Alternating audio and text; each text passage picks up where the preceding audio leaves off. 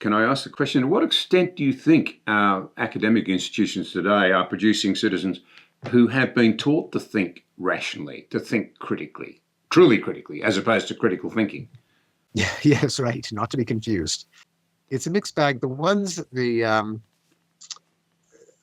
Often it's the so-called critical theorists, the social justice warriors, the political correctness police, who make the most noise and get the most attention and disrupt things the most. There are, though, an awful lot of people in a lot of departments that, especially in science departments, but not only in science departments, who are committed to the idea that some ideas are better than others, that things can be argued, they can be disputed, they can be verified, and they tend not to hold signs and wield bullhorns and shut other people down. But there are an awful lot of like them in universities, fortunately. But on the other hand, as you say, there is an increasing trend in universities for authorities or groups to assume that there is only one admissible opinion, and that anyone who disagrees is subject to punishment or silencing. And that is a deplorable trend that a number of us are trying to push back against. And having you on the side of good on this is a very important thing with your sharp mind and vast experience. And I'm not saying that lightly at all. We cherry pick now. I mean, what is it in our culture that, particularly in the humanities, says, well, if the science agrees with our worldview, it's right. So on climate change, we must listen to the scientists. But then in this country, I'm seeing politically driven motivation to say, but we can't have gas because it's fossil fuel, whereas every serious scientist I know says we can't manage the transition to renewable energy without gas. So yes, I agree with the science when it says we've got a global crisis environmentally, but no, I don't agree with it. We can disregard it when all the scientists say we can't transit without the use of gas. In fact, I think they've declared it a renewable energy in Europe, but in this country, that's one example. Another sensitive one is in the area of biology. I think you've experienced quite a bit of heat for merely arguing that men and women are not the same, and that fact rather than discrimination could explain some differences in social outcomes. Why is it that some, and we've touched on it, cynical theories, that some really absurd ideas which do immense damage, it seems to me, arise amongst intellectuals and take off from there? What is it about intellectuals that they sometimes seem so willing to encourage people to be driven by ideology and feelings rather than science and reason?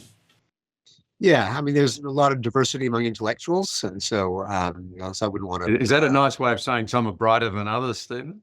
So some are brighter, although that is undoubtedly true. Although it's not just intelligence, because there can be clever sillies who deploy their intelligence toward an irrational goal. So a few things. One of them, as I mentioned, we shouldn't be too nostalgic for the past, because there's an awful lot of error and superstition and bias in the past as well.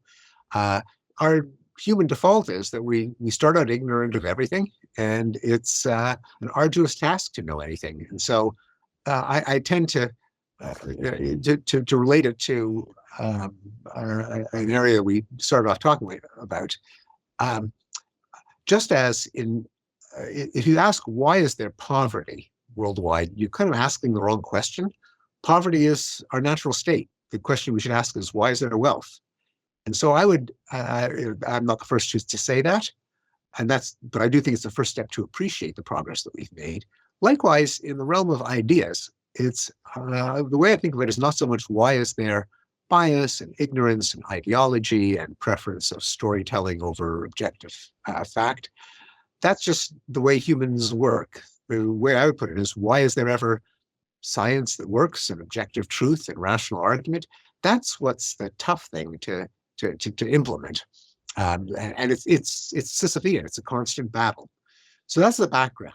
In addition, there may be some things that make intellectuals as a profession blind to certain things that intellectuals ought to be the first to be aware of. Intellectuals tend to like top-down theories that can be verbally articulated as here are a set of axioms, here's the way you deduce the consequences from them, as opposed to a more bottom-up, distributed wisdom of crowds form of rationality, which you sometimes see in the success of markets. Markets, the whole idea is no one's in charge. No one in the government is telling you how many shoes of size 8 you should make this month. The companies know because they get signals from how many people are trying to buy shoes of that size. Intellectuals tend to hate that because it's so ugly. You're not getting to kind of deduce it from first principles. The rules of a language is another example, and I know this because I was formerly the chair of the usage panel of a major dictionary, where constantly had to push back against the people, sometimes intellectuals and scholars and writers, who would say, "Oh, how come you haven't ruled out this terrible error that people make? And logically, you shouldn't be able to say this; you have to say that." And our attitude as dictionary makers is the language is not something that ever gets stipulated by a panel of rule givers. What dictionary editors do is they pay attention to the way millions of people use language, and they try to codify it. And people, and it's amazing what we end up with. We end up with the English language with all its beauty, all its precision, all of its poetry, not because someone designed it from a theory, but because millions of people tried to communicate. So these bottom-up aggregation of millions of interactions that results in kind of greater order, greater design, greater intelligence, tends to be the kind of thing that doesn't sort of sit well with the intellectual mind.